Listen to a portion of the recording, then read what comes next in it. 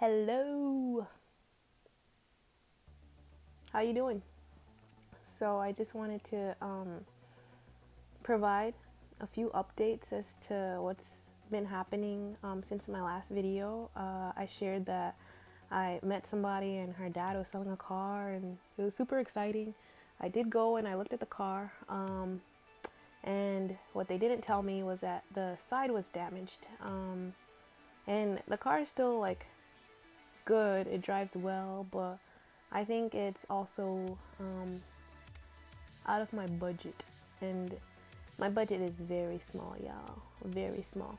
Like we're talking like $1,500. And like I think for that car I would have to like buy it straight out, cash. And so I went to a dealership, and I was like, maybe they can help me. Like maybe I could get a newer car, get a loan, and get a whatchamacallit, like a car payment and whatever, insurance and all those things.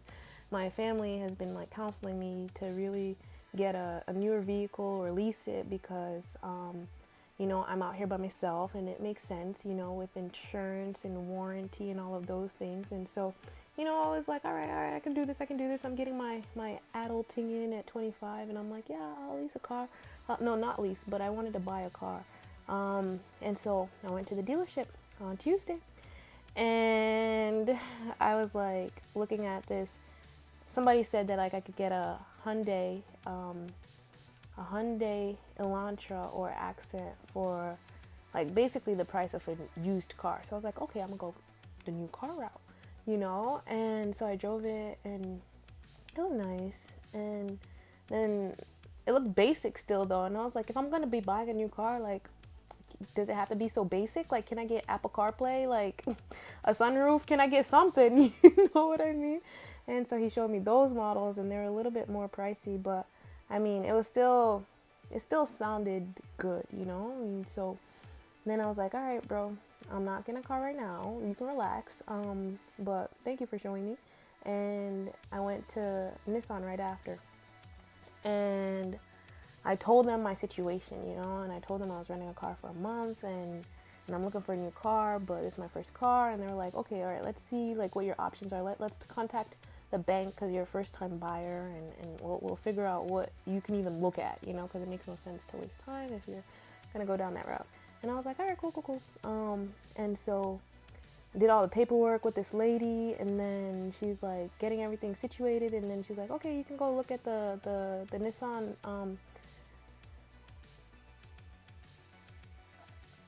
I forgot the name. It's not the Altima. It's another one. And I looked at it, and I was like, but what about the Versa? Because I saw that the Versa was cheaper. And she was like, no, you want this one. And I was like, all right, whatever. And so I drove the car, came back, and then the lady was like, okay, these are your options. This is what your monthly car payment would look like. Which one do you want? And I was like, I'll take the paper, thank you. And I'll go think about it. And she's like, did you like the car? And I was like, yeah, I did like the car. And so she was like, well, what do you have to think about? And I was like, I need to go look at my financial calendar, and I just need to plan my life. Like, excuse me, I told you I'm trying to get out of debt, and you're trying to put me in debt. And then so she's like, hold on one second. You can actually like leave with the car right now. And I was like, thank you, but I'd like to think about it. Like, please don't try to pressure me. Like, I'm not in college. Like, don't peer pressure me. And so, she was like, let me go talk to my higher up, and I'll be right back. And I was like, oh my goodness, are they gonna try to break me in this dealership? Like, I just said, I'll think about it. Like, can I come back? And so she got her higher up, and he's like sitting there with his hands like, I don't know, I can't really do it. Hold on. He's sitting there with his hands like, so, did you like the car? I'm like, yeah, it was a nice car. He was like, so what are your thoughts? Like, I was like, what do you want to think about? It's like the warranty, the insurance, like, can we talk about that? Can we talk about like taxes and fees, like, and all those things? I said, you know what, let me go talk to my dad, and I'll come back to you guys later and see what I want to do. And they're like, okay, Miss Pierce. They finally let me go after like 15 minutes. I was like, what kind of interrogation is this for me to buy a car? And I just want to think about my options. Gosh. And so I left the dealership. The next day I was like, listen, I need to pray and fast because this is getting out of hand. And God, I know you sent me out of here to get out of debt, and I don't want to delay that, even if I could buy and save up and pay off this car in 4 months so that like the interest wouldn't be going up and higher and all of those things. It just felt like the principle was for me to get out of debt. So I don't want to delay that. And so I was like, I'm going to pray and fast. And so the next day I started to pray, and this name just kept coming into my head. And I was like, what? And so when I got here, the pastor had mentioned that there was a brother in the church who would be able to help. He works on cars, and he helped me inspect any used cars that I come across that I would like for him to inspect. And so I was thinking in my mind, like, that meant that I would have to have the car first. And so I didn't really reach out to him because I didn't see any used cars that I wanted him to inspect with me. But his name just kept coming up. And this other lady in the church who gave me a care package, she also had mentioned that he would be able to look at cars with me as well. And so I was like, okay, God, I'll reach out to him. Okay. And so on my lunch break, though, I came back to my dwelling place, and the gatekeeper was there. And I mean, like, I cried a little bit and whatever. But anywho, so I was like, I was finished crying when I saw him, though. But I was like, do you know any? But I guess my countenance might have changed. Like, do you know anybody selling a car? And he said, I actually have a friend. He's an elder in the church, and we call him Johnny. I was like, wow, the same guy that like has been coming up in my brain to reach out to him all day. I was like, do you have a number for him? And by the time he brought his phone out to share with me the number, I saw that the lady who gave me the care package just sent me his number. And so I called him, and then he said that he'll like to call him back later because he was in a bad area for reception. And so he was very friendly, and yeah. And so I go back to work now, and I'm telling you, God provides, because the goal is, let me reiterate, for me to get out of debt. And fruits and vegetables are kind of like those are the more pricier things on a grocery list budget, right? And so God is blessed in the way that, like, even at work they provide me salads, so I don't have to go buy vegetables during the week. And every now and then somebody will bring in like these buckets of fruit, or like bowls of fruit for the staff to take. And so I'm like, who brings in the fruit all the time? And somebody was like, this lady does. And so I was like, excuse me, do you know who this lady is? And I said her name, and she's like, oh, that's me. I was like, I just want to thank you so much for bringing in all the fruit, because like you have blessed my life. You don't even know how much, but you have blessed my life. Thank you so much. And how do you have access? And if you could put me on, that would be great. Like, and so she was like, okay, her husband works on a farm, and whenever they have, and it's a research farm, but whenever they have like extra fruit, they whatever. So Wednesday came, and I didn't know she was gonna do this, but I was working with a patient, and she just comes into work and like has this big bag with a bucket full of fruit, and I didn't know what it was. And then I got in my car, and I was like, God, thank you, this whole bucket full of raspberries. And I'm like, you love me so much, like I don't have to buy fruit or vegetables. But that's not all, because like, I mean, like, it's just a bucket of raspberries, like, one bucket of raspberries. But I was talking with the guy later on in the evening about the car situation. And let me tell you, friends, he poured into my soul so much regarding faith and how God provides cars and all of those things. And he shared me his own personal testimony. And I was like, I just felt so confident that like God really has my car for me. And he was like, he's so funny. He said, listen, if God doesn't come through tomorrow with you for the car, that might be on your end, because my faith is up. Like, like you may be doubting, but you need to get all the doubt out of your mind, because God has a car for you and whatever. And I was like, God, I believe you have a car for me, but even if it comes on Sunday or Monday, I know you can still do it, because you're teaching me patience, and that's okay. Anywho, And so he says, and I tell him about how the lady provided the fruit for me. He was like, the food pantry at our church also gets a lot of fruits and vegetables, and they're like actually throwing it away. And I was like, wow. So I called up the lady who gave me my care package, and I was like, hey, can I get some info for the food pantry? And she was like, yeah, these are the times. But I'm at work during those times. And so she said, well, on Friday you can come, like for the Friday distribution, you can come first during your lunch break. And so I was like, yes, I'm coming. And the church is 8 minutes from my job, and I can take as long as I want for lunch. So I went there yesterday, friends. And I want to show you how God has blessed. Be right back. Mind you, I am just one person, and this lady was like, take it all. She gave me 4 family-size packages of strawberries, broccoli, celery, pears, and I ate a pear or 2. Onions, potatoes, beets, a whole tray of chickpeas. You know what I mean? Like, I'm about to, like, this stuff don't go bad. What? Like, we're gonna make some mock tuna. Come on.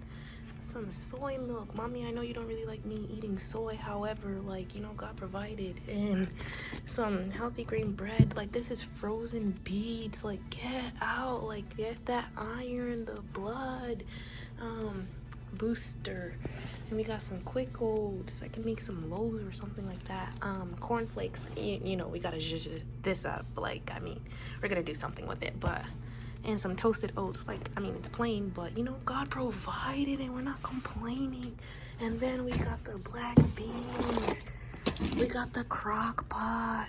We got mixed veggies, tomatoes and pears. I'm gonna make a cream pear sauce with this. Like, come on, God. Like, you don't play no games with me, man. And even laundry detergent. And so I wanted to share also what my coworker, she gave me, like, this thing full of raspberries. Like, this is a pretty sizable bucket. Like, it's like the size of this box. Just saying. And I mean, I've been eating this since Wednesday, and it's still a lot left. I do have roommates, and so I plan on sharing, but God is so good. And it just reminded me, like, of all these quotes and things that I've been reading concerning the Israelites and stuff. I'll share it with you if you just hold on one moment. So from this book, Patriarchs and Prophets, I was reading this morning, and it just shares with me some of the lessons that I feel like I've been experiencing with my faith journey. And I just want to share with you, maybe hopefully encourage you, but this is what it says. It says, God in his providence brought the Hebrews into the mountain fastnesses before the sea, that he might manifest his power in their deliverance and notably humble the pride of their oppressors. He might have saved them in any other way, but he chose this method in order to test their faith and strengthen their trust in him. The people were weary and terrified, yet if they had held back when Moses bid them advance, God would never have opened the path for them. It was by faith that they passed through the Red Sea as by dry land. Hebrews 11 verse 29. In marching down to the very water, they showed that they believed the word of God as spoken by Moses. They did all that was in their power to do, and then the mighty one of Israel divided the sea to make a path for their feet. The great lesson here taught is for all time. Often the Christian life is beset by dangers, and duty seems hard to perform.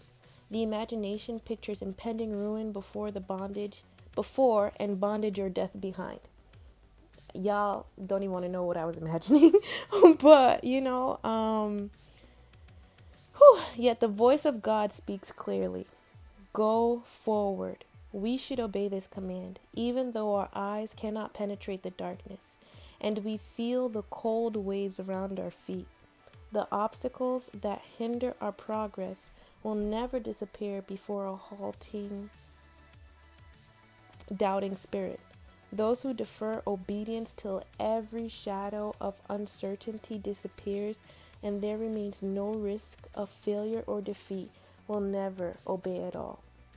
Unbelief whispers, "Let us wait till the obstructions are removed and we can see our way clearly."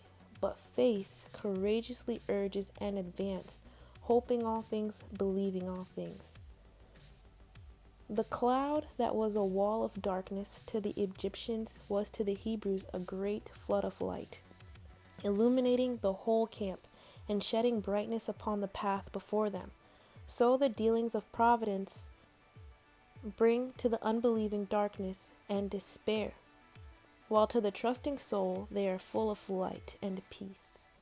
The path where God leads the way may lie through the desert or the sea, but it is a safe path. And I'm encouraged because I feel like God brought me to the desert and the sea, because I live on a beach, y'all, and California has a lot of desert places. But, just trust Him, even when everybody doesn't understand what's going on, and your family's looking out for you with good intentions. Just trust that you can get the little $1,000 car and that you'll be all right because you have goals. And I still don't have a car, so we'll still wait and see what happens. But the rental is due on Tuesday. And I'm encouraged because, there are many instances in the Bible where the people were like, "God, how can we, feed these people, with the 5..." Oh, God, help me, Jesus, to remember the story. But there was, the 2 loaves and the 2 fish and the 5 loaves of bread, and He had to feed the multitude. And one of His disciples came up to Him and was like, "God, we can't do this. Not even a year's wages could feed these people. Guys, you need to read your Bible because people can lie to you out here." Anywho, and so He's like, "God, how that doesn't work." And so He's like, "Yeah." I feel like Jesus was just magnifying the difficulties and the impossibilities of the circumstance, and He was like, "But I'm gonna show y'all that I can do it." And so Ayana has $1,500 and she needs a car, and God is just gonna do it. He gonna do it. He gonna do it. He gonna do it. He has to do it. He has to do it. He has to do it because He brought me here. He's not gonna leave me. So keep praying for a sister, and I'm praying for you guys. I love you, and I can't wait to update some more. Okay, bye.